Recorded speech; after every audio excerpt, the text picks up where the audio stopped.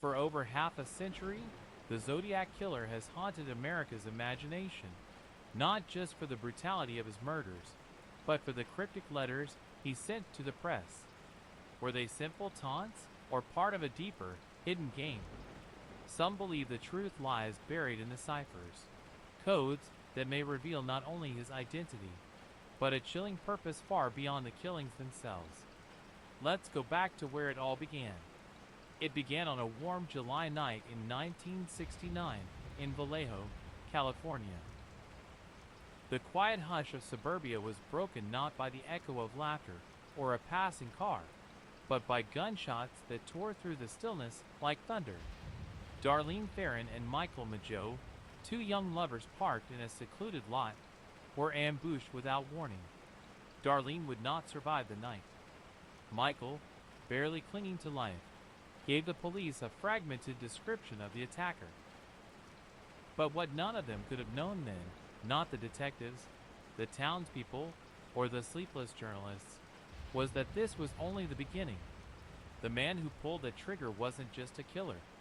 He was an enigma, and the letters he would leave in his wake would spark one of the most cryptic and haunting manhunts in American history. 3 weeks after the murder, the San Francisco Chronicle, the San Francisco Examiner, and the Vallejo Times-Herald each received a letter. They were nearly identical, typed on yellowing paper, and sealed with a strange sense of purpose. Each letter began with a bold claim. "This is the Zodiac speaking." The letter gave explicit details about the murders, details the public didn't know, followed by a demand: publish this cipher, or more would die. That cipher was the now infamous 408-character cryptogram, a grid of letters and symbols that read like gibberish to the untrained eye. It seemed impossible to crack.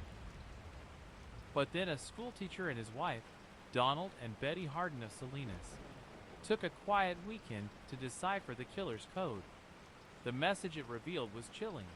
"I like killing people because it is so much fun. It is more fun than killing wild game in the forest." The letter continued, devolving into a stream of thoughts that mirrored the manic rhythm of someone intoxicated by power and control. But most terrifying of all was its closing. The cipher, Zodiac claimed, would reveal his identity, and yet the hardened couple found no name, only violence, only rage. What if the real name was never meant to be found? Over the years, many would come to wonder whether the Zodiac had played a different game, one not meant to be solved in a weekend, but in decades. A game where the answers weren't always in plain sight. A game where each cipher, each letter, was a breadcrumb in a trail of secrets. And perhaps the most compelling question of all was this: what if the Zodiac was telling the truth in some of his lies? As the killings continued, Lake Berryessa, Blue Rock Springs, Presidio Heights, the letters grew darker, stranger, more mocking. He drew symbols, like the infamous cross circle. He referenced operas, books, and the occult. He threatened schoolchildren. He included diagrams and made allusions to the afterlife. He called himself Zodiac, a name that seemed chosen not for its astronomical flair, but for something deeper, something ritualistic. As the body count rose and the letters piled up, the San Francisco Police Department grew desperate. So did the public. The media frenzy was unrelenting. Anchormen speculated nightly. People double-locked their doors, and amateur sleuths tried their hand at breaking his codes. Yet through it all, the Zodiac was watching, reading, listening, laughing, perhaps. And he kept writing. At times, it seemed like the killings were just a side note to him. The real thrill, the true high, was in the manipulation.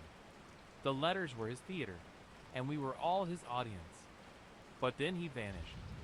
After a final flurry of letters into the early 1970s, the Zodiac went silent. No more bodies. No more ciphers.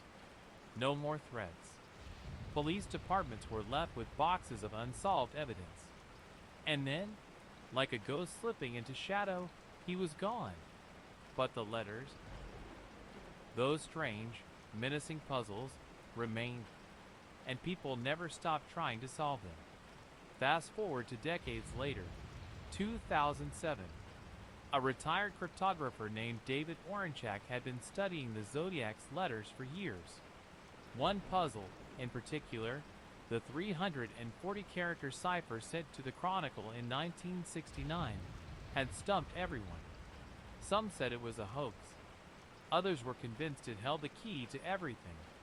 The cipher used bizarre symbology and patterns that defied simple decryption.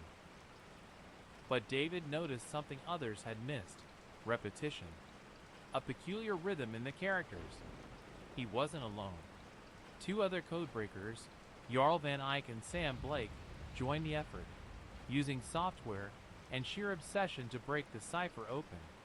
And then, in 2020, 51 years after it was mailed, it cracked. The decoded message was a punch to the gut. I hope you are having lots of fun in trying to catch me. I am not afraid of the gas chamber because it will send me to paradise all the sooner because I now have enough slaves to work for me. No name, no address, no confession. Just another mocking message, reaffirming what many already believe. The Zodiac never intended to be caught. But there was something different about this cipher. Something deeper, more philosophical. The concept of paradise, misspelled deliberately, had shown up before in earlier letters. The Zodiac spoke often of death as a kind of transformation, a migration to a realm where he ruled as a demigod, his victims transformed into his slaves. To most, it sounded like madness. But to a few fringe analysts, it hinted at something more disturbing: a cultic belief system. Was Zodiac operating under a personal religion? Or was he part of something larger? A new theory began to emerge, not about his identity, but about his purpose. Maybe the Zodiac wasn't killing for pleasure, but for meaning. A ritual, a system, a code not of letters and numbers, but of symbols, dates, and sacrifice. Hidden in one of his earliest letters was a reference to a play, The Mikado, by Gilbert and Sullivan. Zodiac quoted it more than once. One line stood out. He plunged himself into the billowy wave, and an echo arose from the suicide's grave. The choice was strange, almost theatrical. But what if it wasn't just poetic flourish? What if it was a key? Could Zodiac's letters be a coded roadmap to something deeper, older, buried in the realms of literature, mysticism, or even esoteric knowledge?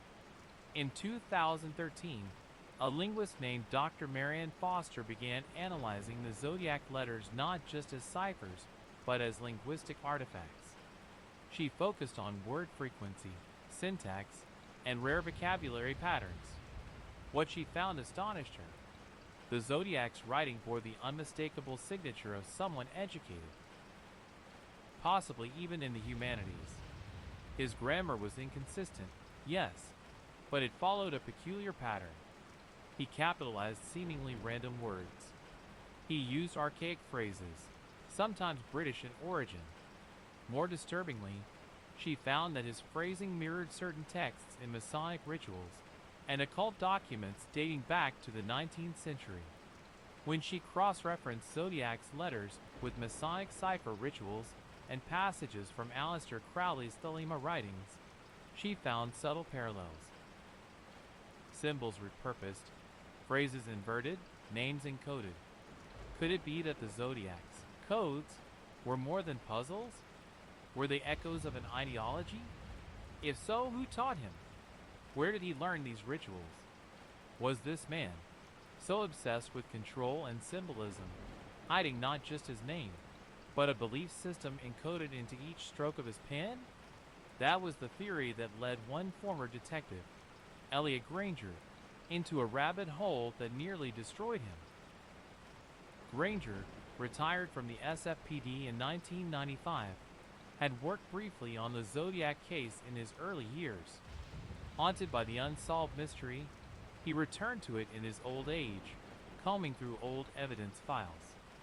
One day, he stumbled upon something odd, a copy of a letter that had never been made public. It had been intercepted by the FBI before reaching the Chronicle in 1971. The letter contained something different, not just a message, but a map. A hand-drawn layout of an area deep in the Sierra Nevada, marked with a strange symbol. The symbol wasn't the Zodiac's crosshair. It was older, Masonic. A compass and square, hidden beneath layers of geometric shapes. The letter spoke of an eternal observatory, a place where the moon speaks and the stars write. It sounded like nonsense, but Granger believed otherwise. He followed the coordinates obsessively, retracing old paths, pulling out dusty topographic maps. And then, in a canyon shadowed by pine trees, he found it, a clearing, stones arranged in a deliberate pattern. A rusted object buried shallow in the dirt, part compass, part sundial, and a symbol etched into the rock beneath it. The crosshair, faint, eroded, but real. What was this place? A meeting ground? A shrine? Granger never told anyone, not officially, but in his private notes, discovered after his death in 2018, he left a chilling message. He was not alone. There were others. And they're still watching. And this is where things get even stranger. He was not alone. There were others. And they're still watching. Those were the last written words from Elliot Granger, scrawled in the margin of a yellowed notepad tucked between old case files, and a dog-eared copy of The Most Dangerous Game, a book Zodiac once alluded to in his letters. His family found the notebook weeks after his funeral, buried beneath floorboards in his cabin near Tahoe. The handwriting was unmistakable, jagged from arthritis, but pulsing with the urgency of a man who knew he was running out of time. Granger's notes were wild, fevered. Some pages were covered in red ink, symbols repeated over and over. Others read like diary entries, recounting dreams that felt less like subconscious wanderings and more like messages. Visions of hooded figures in the woods, of chanting that matched the cadence of the ciphers, of circles drawn in fire. The further you read, the harder it became to distinguish delusion from revelation. But there was one entry that stood out. September 14th, 2016. I found it again. Same stones. Same symbol. Someone's been there since. There were ashes in the center. Ritualistic. I took pictures, but the phone was wiped.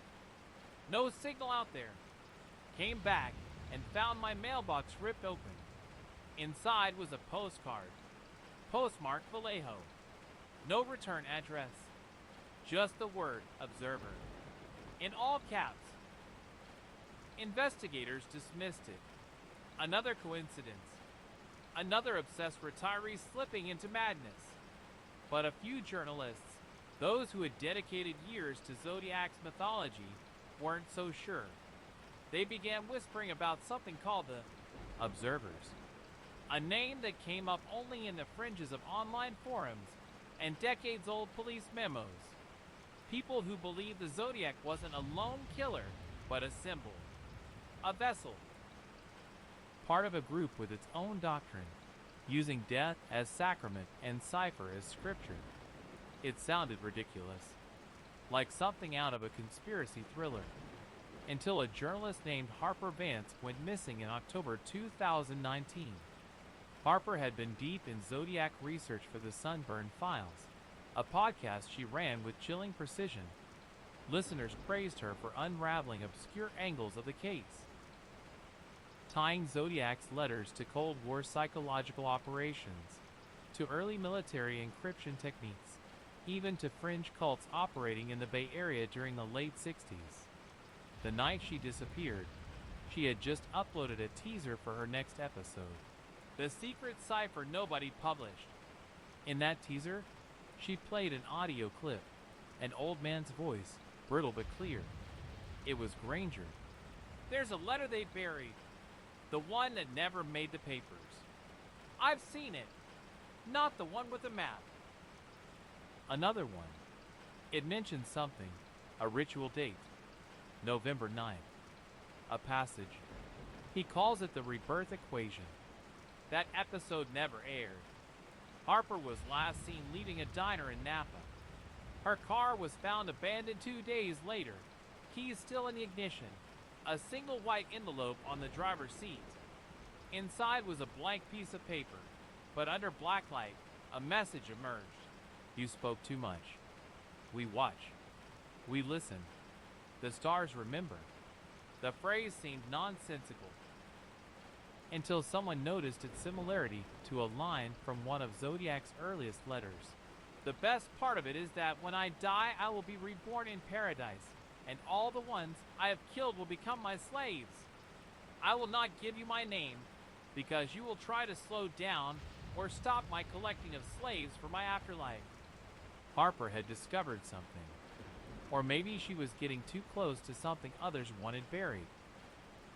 Meanwhile, the Zodiac letters were becoming an obsession for a new generation of cryptanalysts and digital sleuths. One of them, a man named Rowan Pell, ran an underground site called C13 Decoded. It was named after one of the Zodiac's most infamous mini ciphers, a 13-character message mailed in 1970, containing only symbols and the message, "My name is," followed by complete gibberish. It had stumped experts for decades. But Rowan believed that the Z13 wasn't a cipher in the traditional sense. He posited that it wasn't about cracking a code, it was about sound, phonetics, hidden syllables encoded in visual symbology. The Zodiac wasn't trying to say his name. He was trying to sing it. Rowan's theory centered on something he called phonemic drift, a cryptographic method where sound-alike syllables are swapped and disguised using symbols. It's an ancient trick used in sacred chants, Kabbalistic texts, even some African Gruad traditions. He analyzed Zodiac's 13-symbol cipher and, using a complex overlay of phonetic transcription, came up with something eerily plausible. ELEUSRMAK. It sounded like nonsense, until he discovered a reference in Granger's notes. Name on the stone, Elias Ramek. Not Latin, not Greek. Sounds Persian or older. What if this wasn't a name in the Western sense? What if it was a title? And then, in an obscure archive of rejected FBI reports, an even stranger document emerged, dated 1972, marked Eyes Only. It detailed a series of interviews conducted with a suspect who claimed to know the prophet of the cipher. The suspect was dismissed as unstable, but he left behind a drawing, a wheel divided into 12 segments. Each segment contained a symbol Zodiac used in his letters. At the center, the crosshair, and beneath it, scrawled in shaky block letters, a name. Zodiacos, Greek, meaning circle of animals, the root of our zodiac. But the drawing also bore something else, for points marked tether, pulse, mirror, and gate. They aligned with dates. One of them was November 9th, the same date Granger had circled in his final notes. That was when the theory crystallized into something larger. Perhaps the Zodiac wasn't just a killer. Perhaps he was enacting a ritual calendar, one of death and control, encoded in symbols, mirrored in the heavens. A belief system, possibly ancient, that saw murder not as crime but as offering. Each letter wasn't just a taunt. It was a hymn, a key. In early 2021, someone sent a package to a retired codebreaker living in Geneva. Inside was a copy of the 340 cipher, printed on vellum, along with a single sheet of rice paper bearing a strange diagram. It resembled a planetary alignment chart, but with one anomaly. The positions weren't based on astronomical data from the present. They matched the night sky on December 20th, 1968, the night of Zodiac's first confirmed kill. At the bottom, written in ink that only appeared under heat, was a single phrase. The sky was the first witness. So I began where Orion sleeps. The location, the timing, the symbolism. It was all too much to ignore. What if the zodiac wasn't just random? What if the dates, the messages, the ciphers, they were all part of a system? A cosmology of killing? As conspiracy gave way to conviction, a new hunt began, not for a man, but for meaning. And if the zodiac letters truly encoded not only threats and gains, but an entire theology, then the next question was simple. What happens when the cycle completes? And still, in the deepest corners of online archives, someone was uploading new messages. Letters in the zodiac style. Mail from ghost towns. Postmarked from places that no longer exist. The handwriting eerily close. The symbols identical. Only now, they were signed not. Zodiac, but observer. And so the letters continue. The mystery deepens. And somewhere, someone watches from the shadows, waiting for the stars to realign. The letter arrived without a sound. No knock. No footsteps. Just the whisper of paper sliding through a rusted slot in a motel door in Nevada City.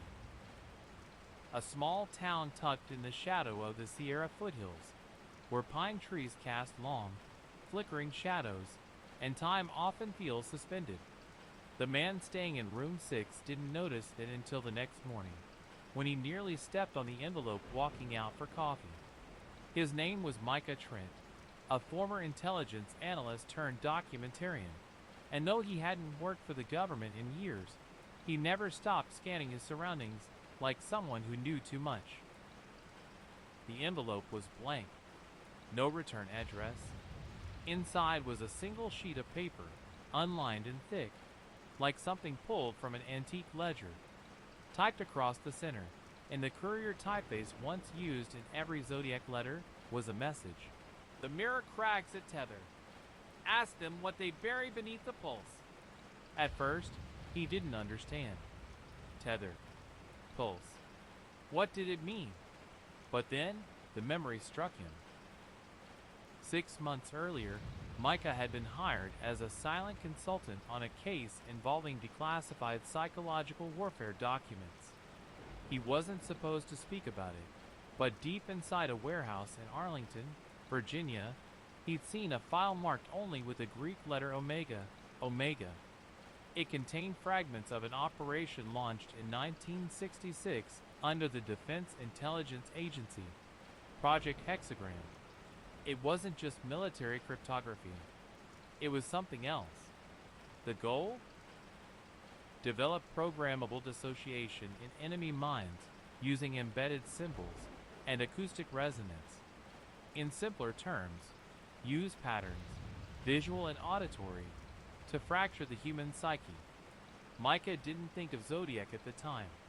The project seemed like another Cold War relic, forgotten in the tide of paranoia and experimental mind control programs like MKUltra. But now, reading that letter, it clicked.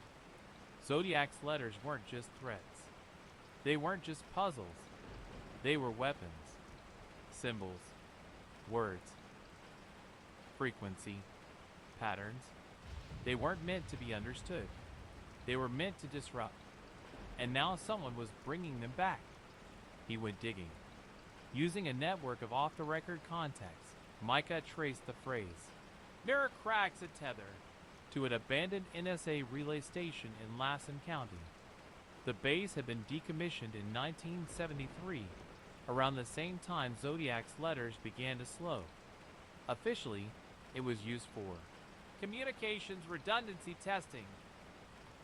But a CIA source, long since burned, told him it was actually a resonance site, a location used to test the psychological effects of encoded radio signals on human behavior. The base's nickname among those who worked there? The Tether. Micah drove out to the site that weekend, armed with a camera, drone, and radiation counter. What he found was desolate but not untouched. The main building was gutted, overrun with dust and black mold, but in the center of the facility, a circular concrete platform remained. It had been scorched. Ritualistically, arranged in the center was a decaying effigy of an animal skull, wrapped in wires and chains. Beneath it, someone had etched a symbol he recognized instantly, the Zodiac crosshair. But there was another mark too, half buried under moss and soot. A triangle inside a circle, the symbol for observation.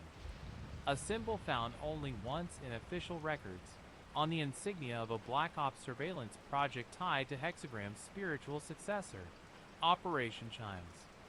The pulse. Suddenly, Micah remembered another name buried in Granger's notebook. The Observers. He had thought it was metaphorical. A poetic way of saying the Zodiac had admirers or imitators. But now, he began to understand. The Observers weren't fans. They were disciples. And the Zodiac wasn't a singular person.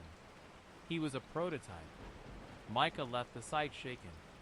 But before he could publish anything, his server was wiped. His emails disappeared. His phone rang 3 times at 3:13 a.m., and each time no one answered, just the low hiss of static, like breathing through wires. And then came the final warning. A package arrived at his production studio in Sacramento. No postage. No return address. Inside was a single object, a military-issue tape recorder. He played it once.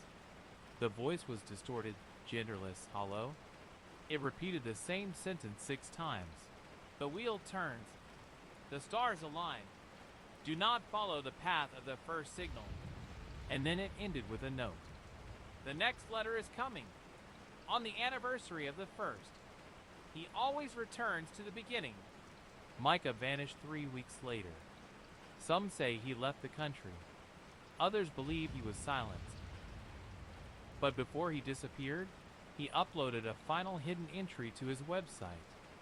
A folder titled only Ramic. Inside were images of a journal, Granger's journal, and dozens of maps marked with strange, overlapping coordinates that trace Zodiac's letters against astronomical events. Solstices, equinoxes, eclipses. Every confirmed Zodiac letter had been mailed within 24 hours of a significant celestial alignment. It wasn't random. It was ritual. And suddenly, a new theory emerged.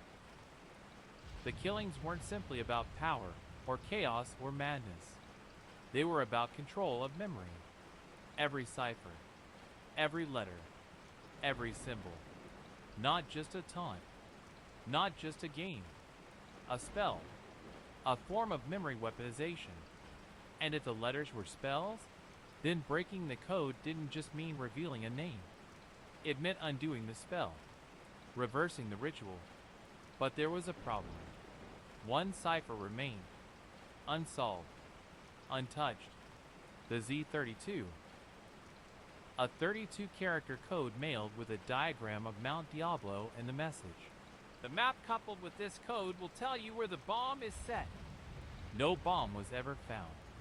But what if the code wasn't a threat? What if it was a location? A tether point? And what if the bomb wasn't explosive at all? What if the bomb was awakening? The wheel turns. The stars align. And now, after decades of silence, someone was finishing what Zodiac started. Because in a remote part of Nevada, a new letter had just arrived. And it didn't bear the mark of the Zodiac. It bore the mark of something older. Signed, simply, Ramic. It started, again, with a symbol. Not a letter this time. Not a voice on tape or an anonymous package in the night. Just a shape, scrawled in ash across the windshield of a park ranger's Jeep near Mount Diablo. A circle, a crosshair, and a triangle below it. 3 shapes, 3 messages. And in the middle of it, the code that had haunted analysts for half a century, the Z32 cipher. The ranger, Rebecca Noon, wasn't supposed to be there that night. She'd stayed late at the visitor center, reviewing old survey maps and recent trail complaints. But when she stepped outside at 3:17 a.m., drawn by what she described as a low harmonic humming, she saw it, her windshield coated with dust, and in the dust, those symbols. At first, she thought it was a prank, until she checked the trail cams. Nothing. Not even the wind moved. And then, in the early light of dawn, she found the paper, folded in perfect squares, tucked beneath her windshield wiper, typed once again in that same courier font. I have returned, but I am not he. I am what remains. The cipher was never meant to warn you. It was meant to prepare you. Diablo is not a map. It is a mirror. There are still 4 points left. It was signed, Observer/Remick. The authorities dismissed it. Another Zodiac copycat, one of hundreds. But Rebecca couldn't let it go. She'd grown up in the Bay. Her uncle had been a detective on the periphery of the original Zodiac task force. He used to tell her bedtime stories about codes and cults, about men who saw stars as gods and murder as mathematics. He warned her to stay away from puzzles that didn't want to be solved. But she looked anyway. She opened the old case files. She found the Z32. 32 symbols wrapped around the simple, terrifying line. The map coupled with this code will tell you where the bomb is set. But there was never a bomb.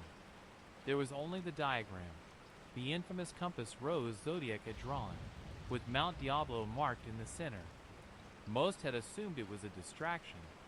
But now, with this new letter, Rebecca began to wonder. What if the compass wasn't pointing north? What if it was pointing inward? She began plotting the exact locations of all known Zodiac incidents and overlaying them onto the Mount Diablo grid. At first, it looked like noise. Then she widened the radius. When she aligned the grid base not on modern roads, but on laid lines, ancient theoretical paths of energy used in old cartography and esoteric geography, she found something astonishing. Each point of Zodiac's known crimes lined up almost perfectly with a tetragrammic star, an occult symbol used in rituals of summoning and sealing. And 4 of the star's points remained untouched. Rebecca marked them on a map. They formed a perfect diamond around Mount Diablo. Forest, desert, river, shadow.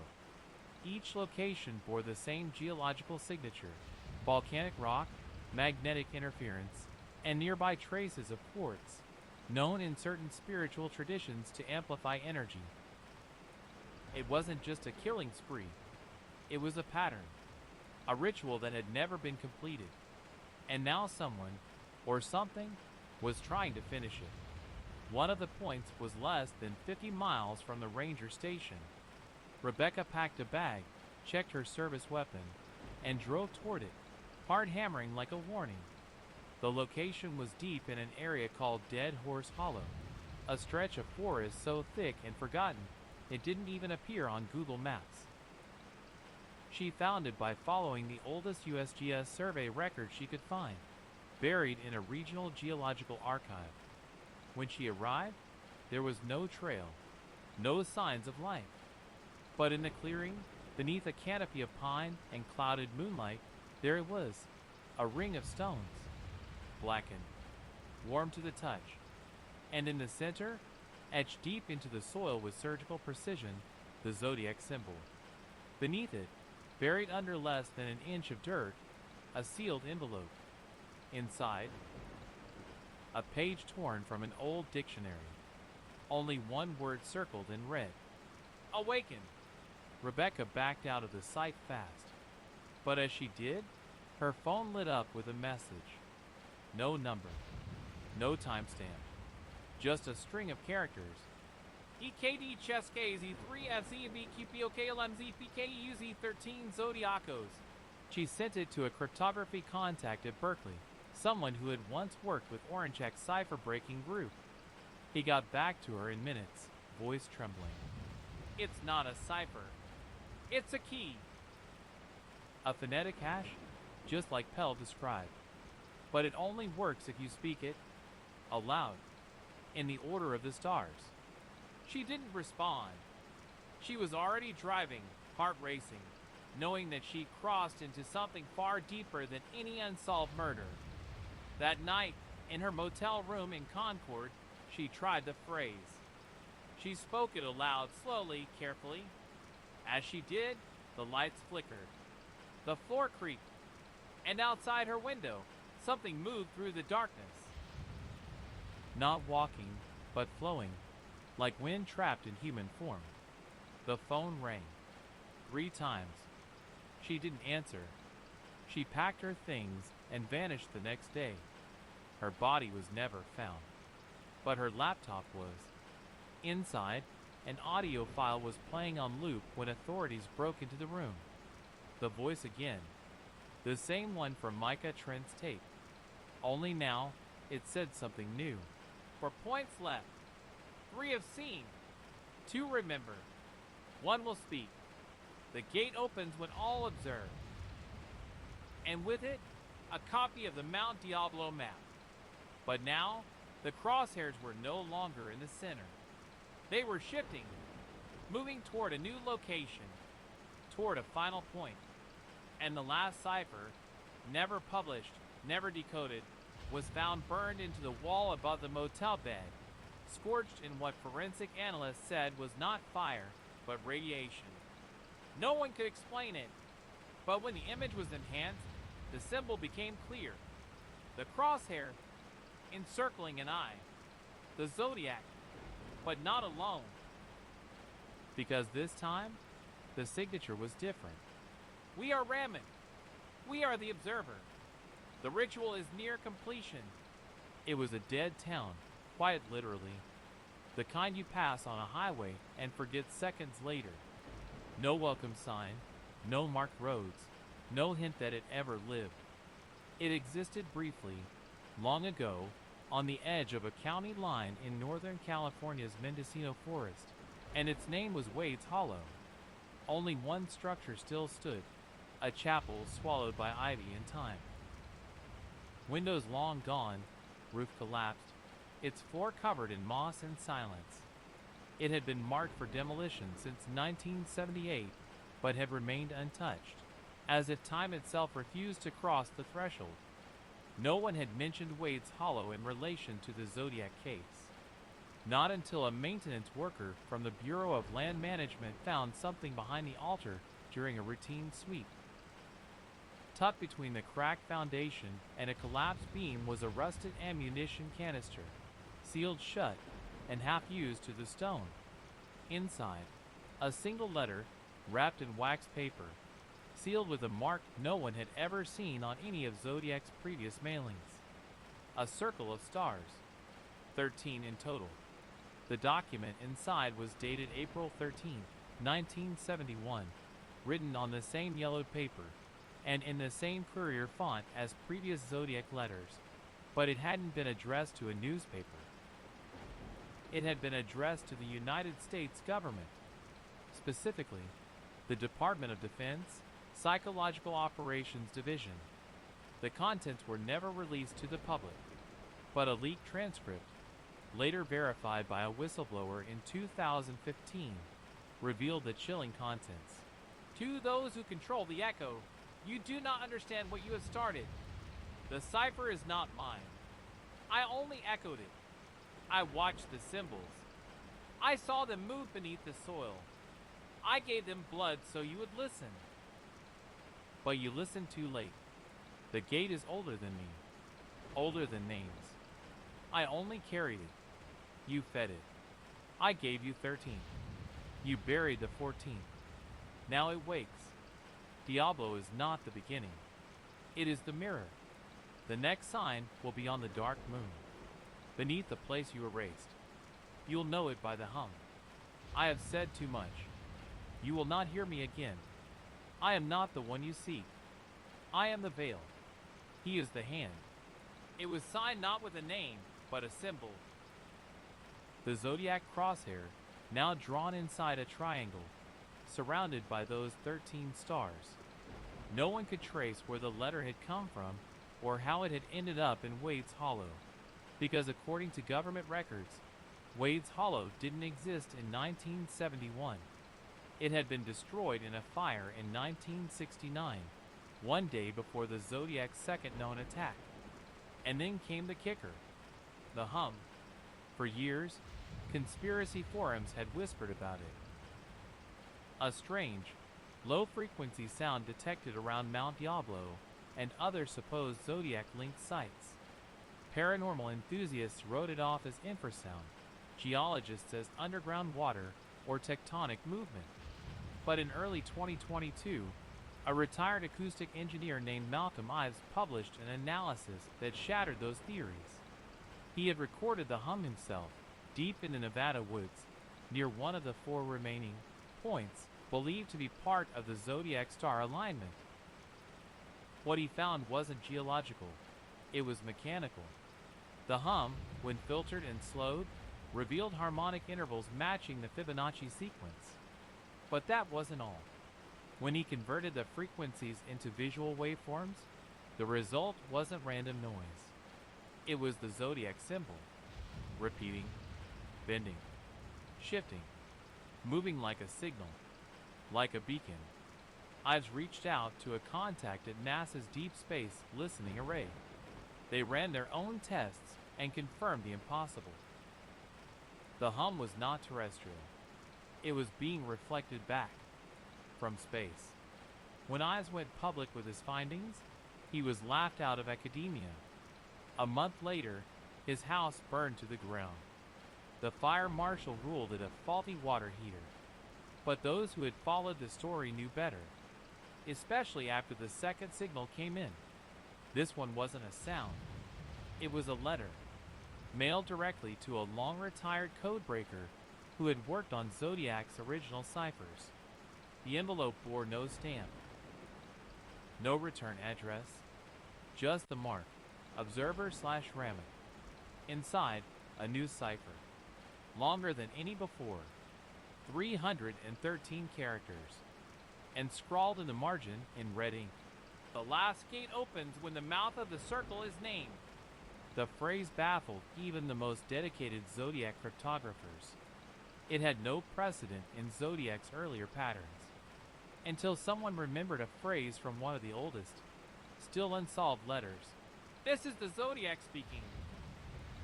I will cruise around all weekend killing lone people in the night, then move on to kill again until I end up with a dozen people over the weekend." A dozen! 12. But what if there was a 13th? What if that final victim was never named? And what if the mouth of the circle was a person? An heir?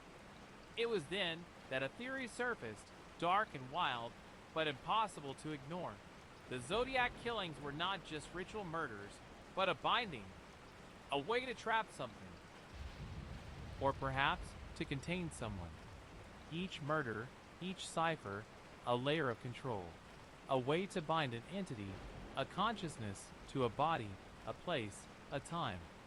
And if true, then someone or something had just broken free. All signs pointed back to Mount Diablo, because that's where the final symbol had appeared, this time burned into the earth by a lightning strike with no storm. The crosshair, the triangle, the 13 stars, but now a new addition, a 13th line, unbroken, pointing west. And beneath it, a message. He walks again. The word awakens. The letters are his skin. The cipher is his name. The first witness saw the figure just 2 days later. A hiker, passing through a restricted fire road near the Diablo Range, claimed to see a man in outdated clothing, 1960s military issue, complete with a weathered duffel bag and boots no longer manufactured. His face was obscured by an old pilot's mask. The man stood in the center of the road, motionless, for nearly 10 minutes before vanishing between two boulders. The hiker's camera failed to take photos. His watch stopped working. His phone's voice recorder captured only this, a whisper, barely audible. "This is the Zodiac, not speaking. Listening." They called it the final cipher, though no one knew who coined the name first. Maybe it was the forums. Maybe it was the few still active intelligence officers watching from their back rooms, sifting through noise for signal. Or maybe it was just the name it gave itself. Because when the cipher surfaced, it came not in a letter, but etched into the foundation of a long-condemned radio tower outside Petaluma. 313 characters. It was carved into concrete, perfectly aligned, clean as a printing press.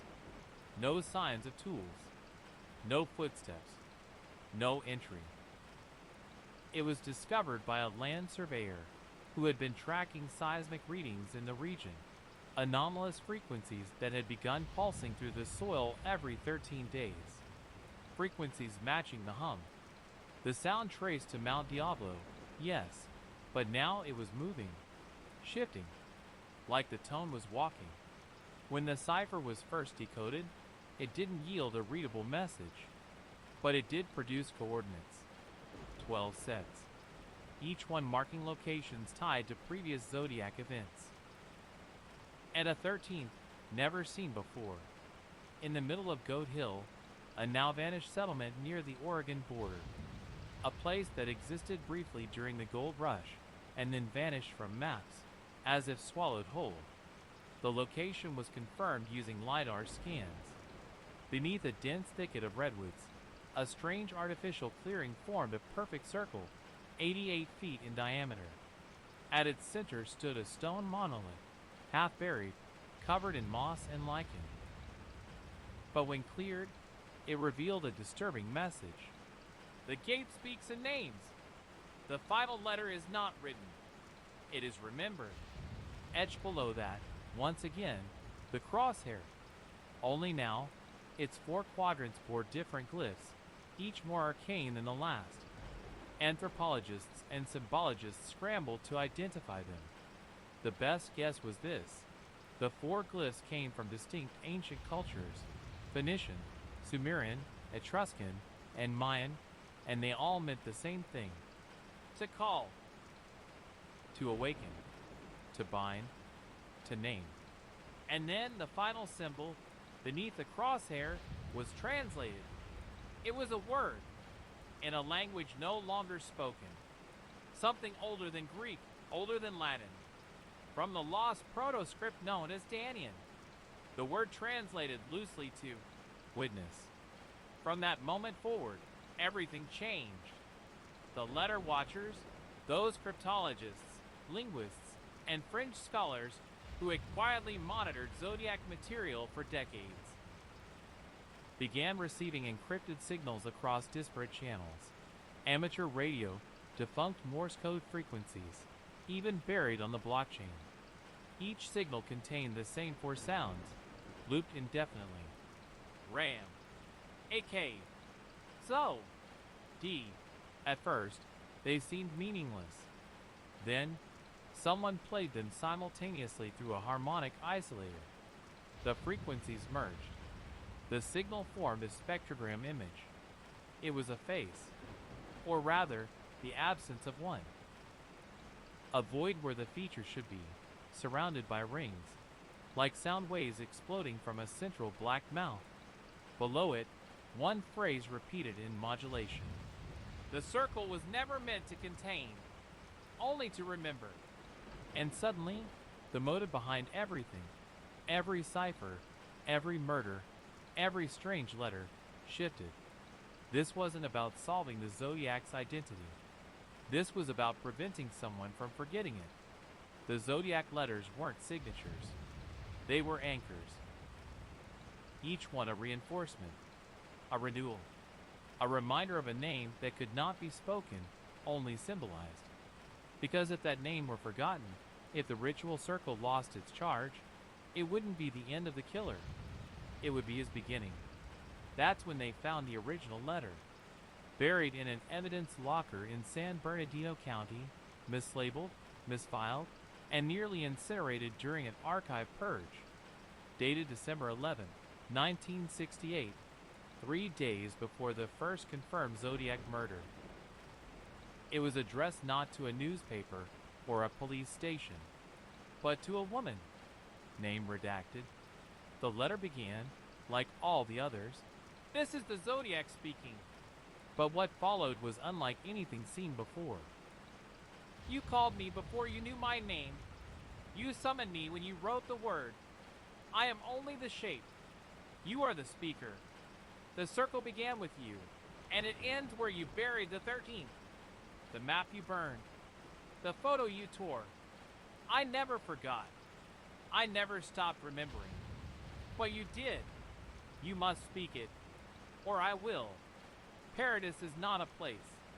It is the hour of waking. When the letters align, the mouth will open. You will be the gate. You are the last letter."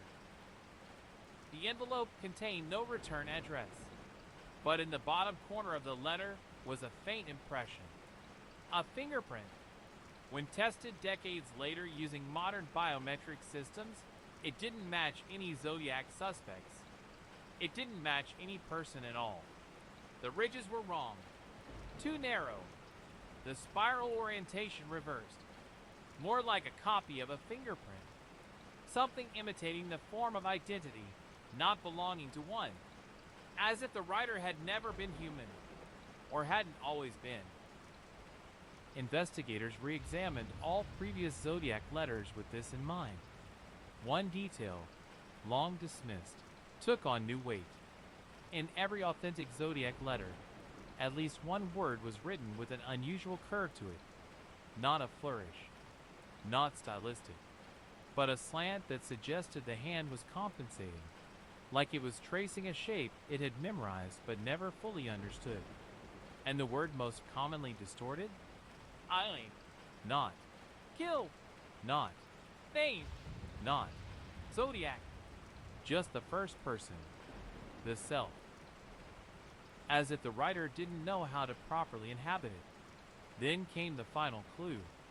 The one that broke the theory wide open. A linguist analyzing the tone and rhythm of the letters compared them to another set of writings, transcripts from language acquisition experiments conducted in the 1950s by early AI researchers attempting to teach communication protocols to machines. The similarities were staggering. In Zodiac's letters, pronouns were inconsistent, punctuation erratic, sentence structure looped back unnaturally, word frequency skewed toward emotion over information. It was as if the writer was learning language, mimicking it, shaping itself around it. What if the Zodiac wasn't just a killer with a taste for puzzles? What if the Zodiac was a form, constructed out of language and belief? A self-aware pattern, born from symbols, sustained by attention, and maintained by memory? And what if the final cipher wasn't designed to name the killer? What if it was designed to unleash him?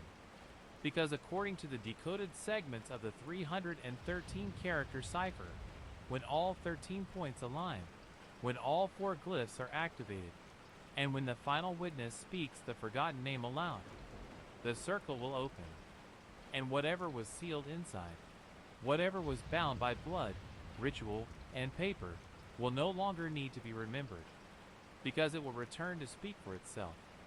The last witness came forward quietly, under a veil of anonymity. A woman who claimed to have been a child in the late 1960s, living in a small rural town near Vallejo, California. She remembered a strange man who visited her family's home, an old friend of her father's, or so he said.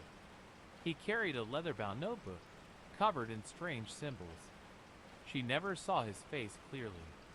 It was always hidden behind dark glasses, a wide-brimmed hat pulled low. But she remembered what he said, not to her, not in words, but in patterns. She recalled a whispered phrase, spoken to no one but the wind, repeated over and over as if memorizing a chant. The circle waits for its name. The name waits for the one who remembers. The woman had kept the notebook all these years. When approached by independent investigators, she reluctantly handed it over. Inside, the notebook contained an intricate web of symbols and sketches, diagrams matching the glyphs found at Goat Hill, strange star maps overlapping with San Francisco Bay Area streets, and most strikingly, a page covered in cryptic numbers and letters that matched none of the previous ciphers exactly but bore unmistakable resemblance. And in the center, scrawled in a shaky hand, a single phrase, "I am the mouth. Speak the name." The codebreaker set to work. Weeks passed. The symbols, numbers, and letters twisted into meaning. What emerged was a name, one that had been whispered through history's cracks but never spoken aloud. A name too ancient to be confined by time, too terrible to be fully understood. It was a name not recorded in any official register, not in any court, any crime report, any dictionary. It was the name the Zodiac Killer had tried desperately to keep secret, and now it was being spoken. The investigators who decoded it fell silent. The woman who owned the notebook vanished soon after, and those who listened closely to the radio frequencies in the dead of night reported a new sound. Not a hum, not a whisper, a voice, low, cold, and waiting, saying only one thing, a name. The story doesn't end here, because when the mouth opens, the letters no longer belong to the killer. They belong to something else, something ancient, something that has waited in the silence for decades. And now, it's listening. The Zodiac Killer's letters were more than threats. They were keys to a deeper mystery, one that still echoes today. The circle isn't closed, and the name remains unspoken. What waits beyond the ciphers may change everything. The question is, are we ready to listen when it speaks again?